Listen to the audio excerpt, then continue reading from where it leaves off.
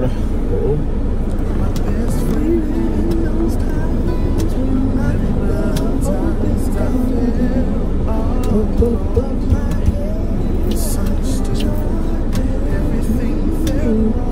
We're recording. All right. I'm probably So welcome to Real Life with the Austin. Yeah. Okay. Yeah, Bo. So we're headed to the movies.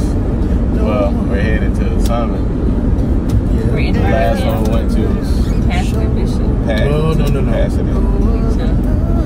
They had like the first 2 rows available, so we're not gonna do that. No. It was that row right under the screen. Not happening. Right, you're gonna be like this the whole time in the movie. Feel like that. Oh yeah, glad to be here. They're my folks. You guys were periodically interrupted by my British friend. He getting us navigated. I think I got the rest of it. Yep, I got the rest of it now. Cool. So, hanging with the Austins. Yeah, we decided to come up and hang out with my brother. Yes. Right. So, tell me the importance of single friends in your life as married couples. Yeah. Let's see. I think for me, because some people say single people don't add value. Lies. I can preach on that, but it'll be coming out in the book soon. I think it builds individualism. Because it kind of reminds me like, oh, I'm supposed to be doing something within myself outside of the unit. That's a good perspective. So yeah, I think it builds individualism and there's some good perspective because it's good to understand other people's view of life outside of doing something that you're doing. They're not married. Yeah. You know, but they see things a little bit different just to kind of gather that.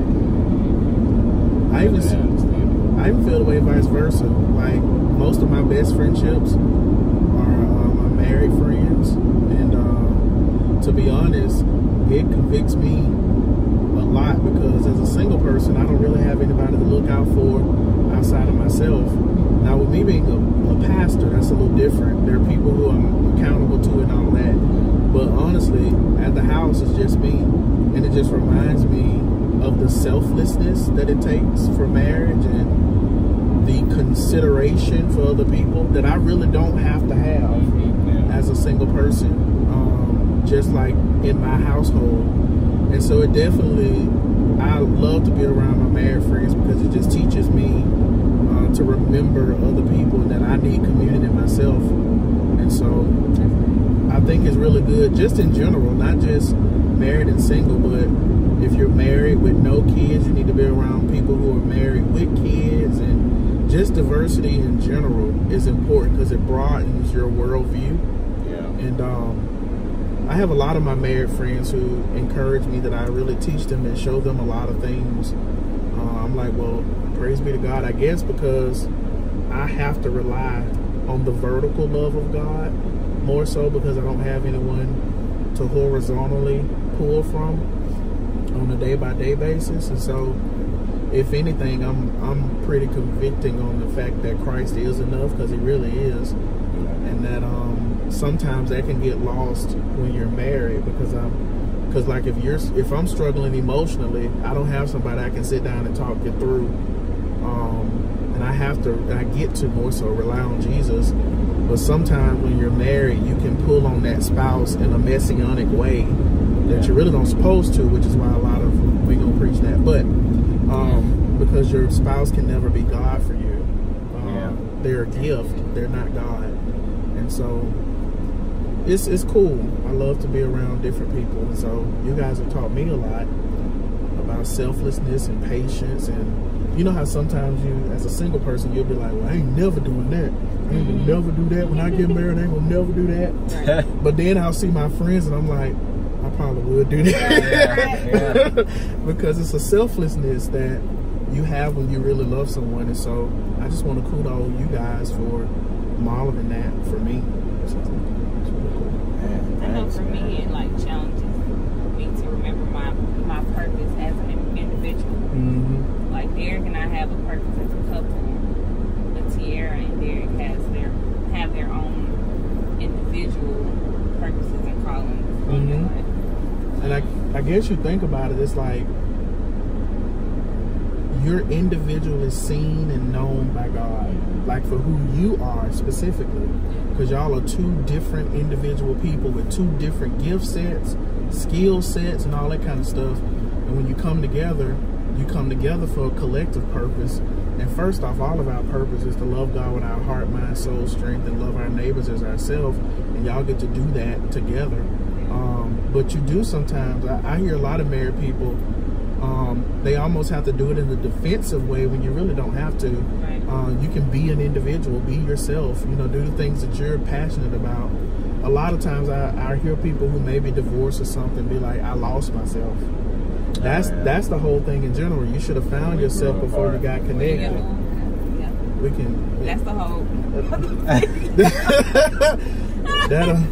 That's why it's like I don't rush into that stuff, because if you knew how much time it took to really get to know yourself, and I'm not saying you're going to be perfect by the time you get married with that, but like knowing yourself, like I'm just now at 35 years old, getting to the point of where, okay, I really know Meecho, like, and I'm really good and comfortable with Meecho because number one, a lot of our spiritual formation didn't teach us how to look inside and to deal with emotional health and all that other kind of stuff.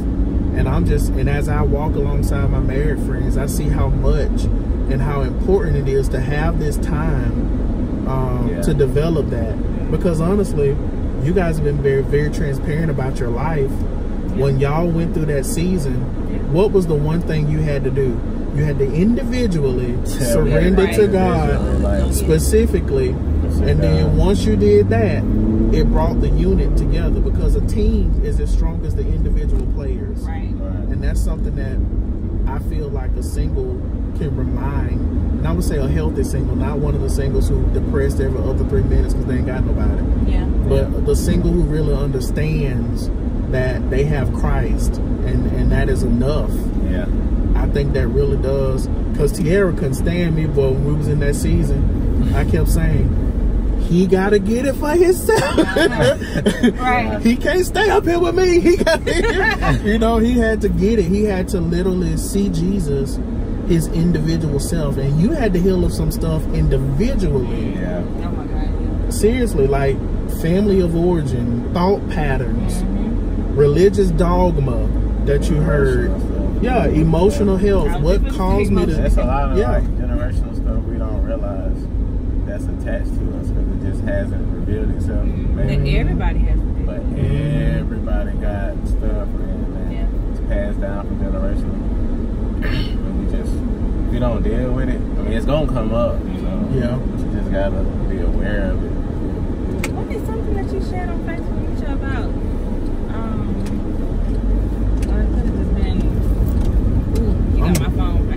I'm the worst Facebook person ever, because I rarely post. Y'all forgive me, but I talk about a lot about the need for our individual wholeness and health, because that is super, super important. Mental health. Yeah, it is. It's Mental Health Awareness Month. May, we're wrapping up at the end, but it's just something when you put the effort and the energy toward that, and you start living in the fruit of it. I mean, it's a different world, because a lot of times we leave our mental health out of marriage and out of singleness and out of Christianity, when it's such a... Peter Scazzaro says this, is no way you can be spiritually mature yet remain emotionally immature. There's no way to do that, because God cares about you. I love that prayer that John said, beloved, I pray that you be in health and prosper, even as your soul prospers. That's the fullness of who you are, together, totality, all of that. And I just think that stuff is just super important, whether you're single or married. I'm trying to get a brother preaching. Right. Turn your Bibles to get an offering. No, that kind of stuff is just in me though, because it's something that it's hard work. I was talking to a friend, actually a married friend the other day. I was talking to him and, you know, I was like, bro, we got to do the work, man. I feel so responsible, y'all, because not a lot of people are privy to that kind of stuff. And I feel like the Lord, I mean, I feel responsible for what I know. To whom much is given, much is required. And we pray for this brother who ain't paying attention on this phone while we about to pause, because you about to see. Do you know Jesus? Do you know him? Look at him. He's stealing. Look. Do you know him? but no, sis. I think we negate that stuff because it's hard.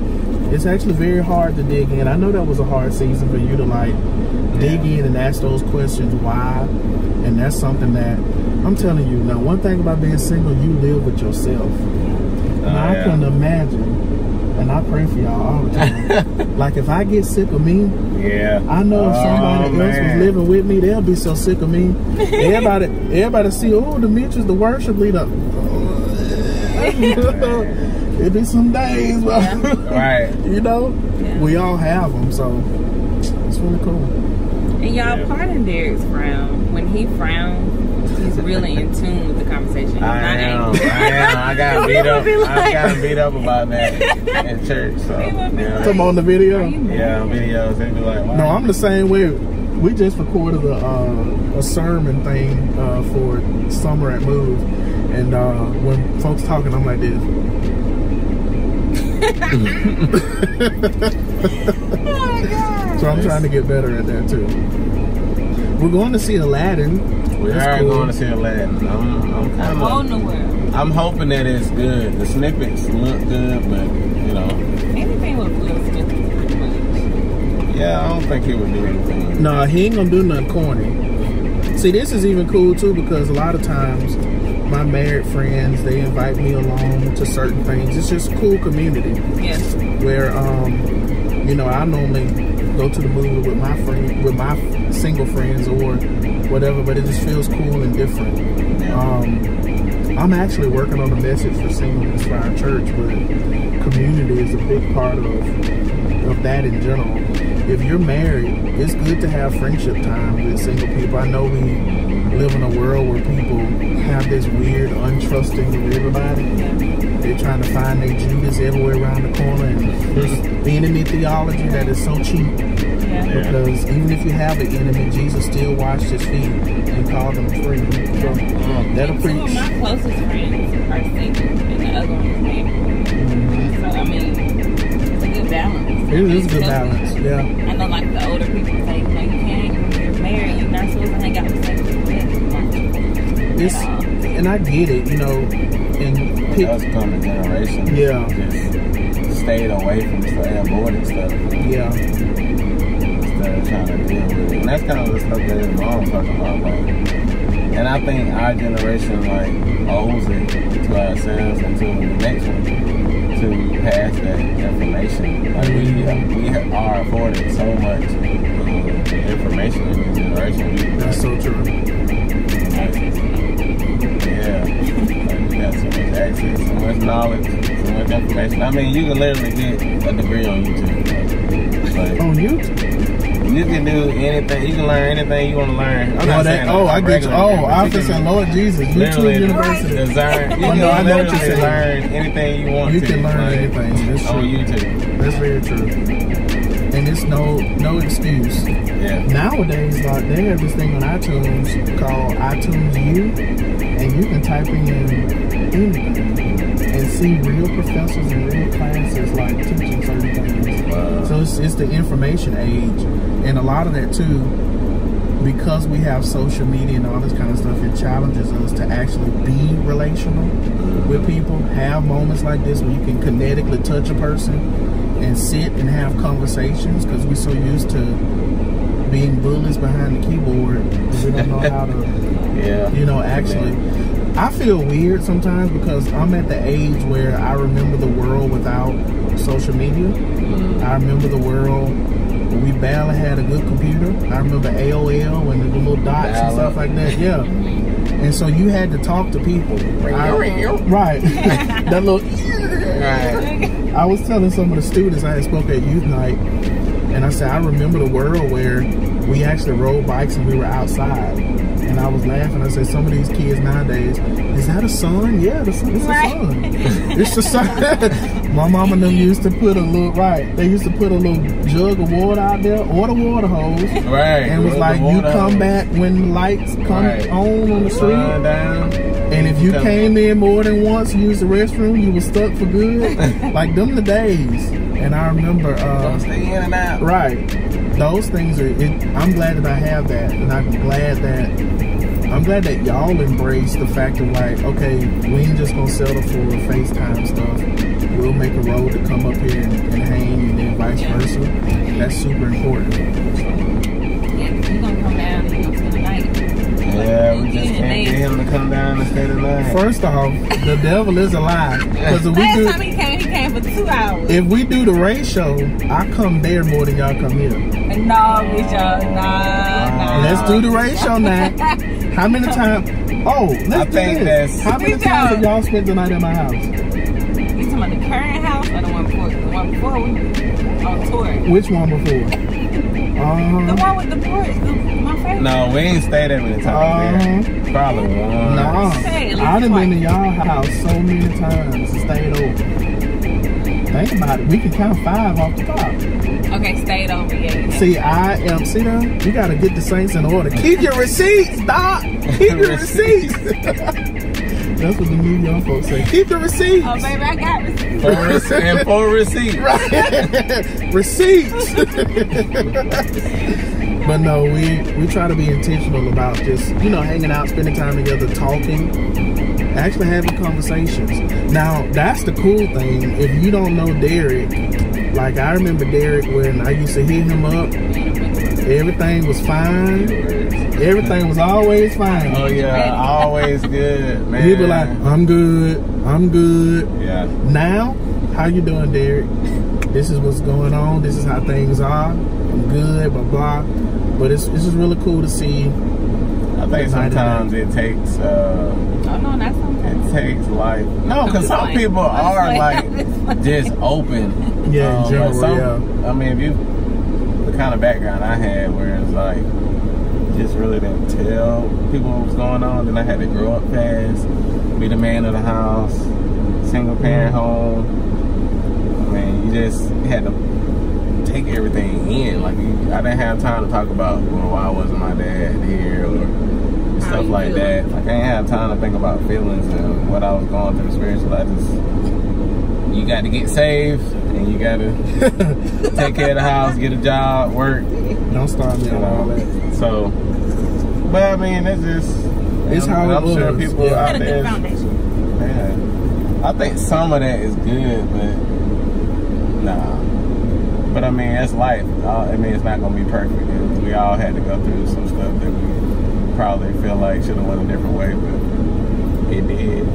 I think y'all should ask me a question. Yeah. And so, very simple songs. I was just kind of expressing my heart, but I'm actually working on my second album, which will be recorded live. Looking forward to that. Looking forward to that because that's just my element. But it's just so cool to see the growth theologically and the growth just relationally with God on this next album. And so if anybody know me, they know I love the mess out of God because he loves the mess out of me. And when I get to sing about him and to him, it's just the best feeling in the world. And I'm looking forward to capturing that live. And if you've ever seen and been with me live, y'all know it's not about me.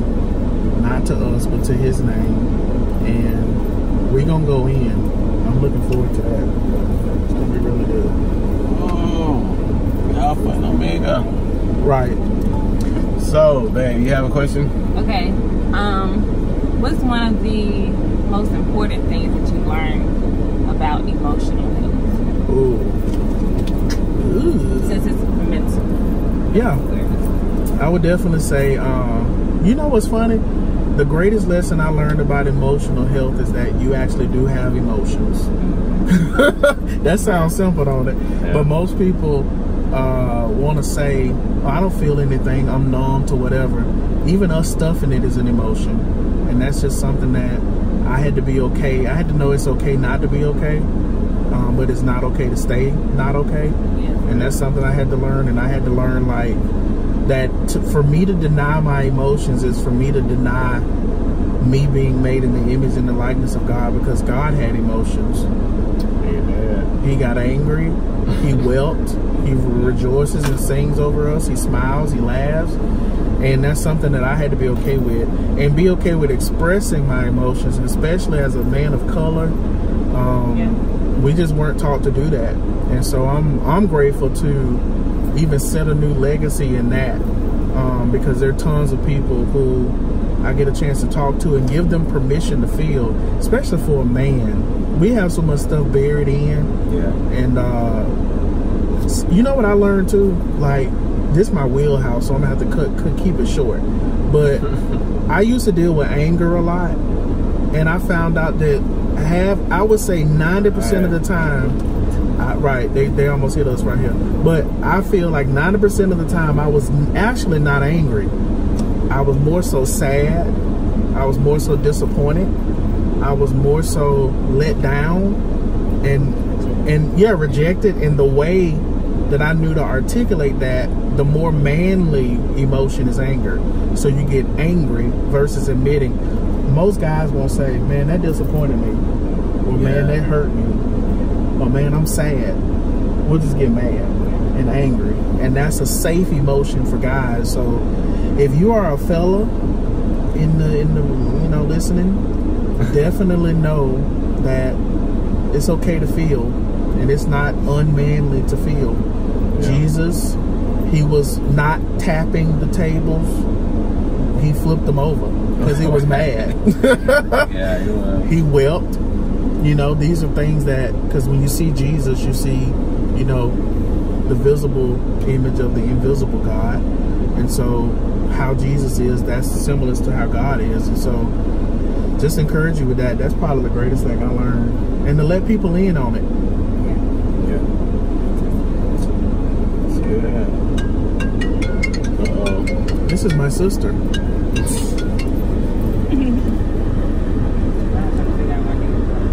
Oh, no, she ain't doing it.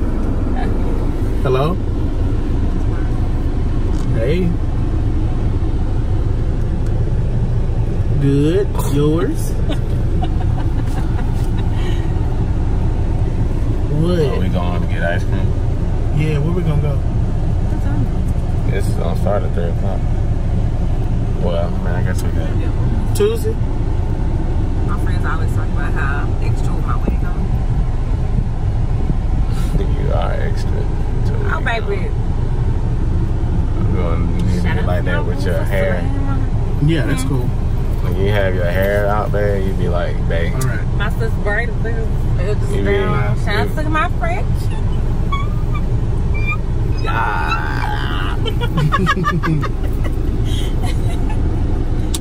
We're going to get some soul food tonight. Oh. We're going to this place called Jake's. Meecho think he's sweet. I'm not going to be able to eat that much. I'm probably going to just eat that macaroni and a pork chop. Yeah. That's what happens when you. That's what happens when you hold your food to the weekend. Y'all could probably share a plate. Yeah. Look, let me say this: since we're doing single and married, now if I ever got married, I say there's one thing that I'm sorry. This may make me petty. Y'all can comment about it and judge me all you want to. I ain't sharing my food. I ain't sharing my food with my spouse. I ain't sharing my food with my kids. Now that's the one thing about being single I love. I ain't sharing my food. And then it's like we'll get the same thing, but mine look better. Yeah. No, you eat yours. Yours. Let me eat mine. Okay, so what's funny, he's probably gonna want hers. Yeah. You're gonna want her food. No. Cause you're gonna get done with yours. Mm-mm. And you didn't pay for 2? See, that's different. Like if you're not gonna eat it, and then you don't want to save it. No, he didn't even ask you at the time. He does this all the time. But I did kind of ask have the same exact thing, and Derek will be like. But see, I wait for hints. I get hints. You'll give me hints like, man, I shouldn't even. But I'm not giving him hints. She's just saying, she'll say, I'm going to have leftovers. Right. Derek got that. No, Derek was like, Bloop. Right. Yeah, you'll say something like, well, we probably should have just got 1 pizza. And I'm like, okay, so that means that means that you got 2. So that's what he's hearing. So that means you got to keep those in that's another video. Oh, that'll preach. Then we just get. That is what he's hearing. That's the next video. Hearing versus what I said. That's why I say you listen to understand, not to respond. Y'all see how this ministry happening? Oh man. Well, we hope you guys have a great day. We're about to do 15 minutes. The movie started 3, man. Yeah, we have 20 minutes. Or Starbucks. Where's That's probably what we need. Do y'all want to do the Do y'all want to do the popsicle play?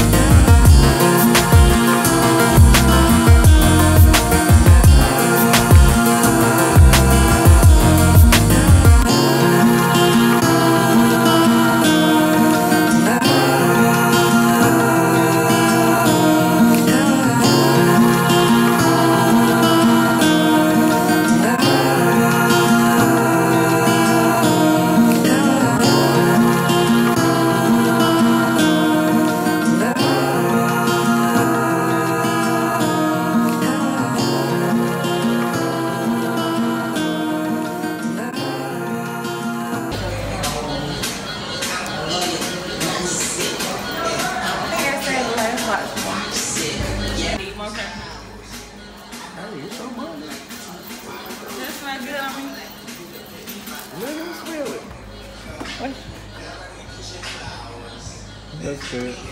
You like it? Yeah, I like it. I'm just saying, you can get it, babe, but that's it.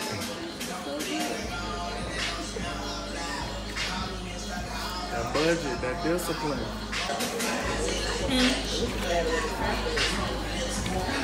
You can put it spray in the makeup jar. She can get a sample? You know, come on, a little makeup, a little sample jar. Sound like she gonna wear that like that every day. That was like great.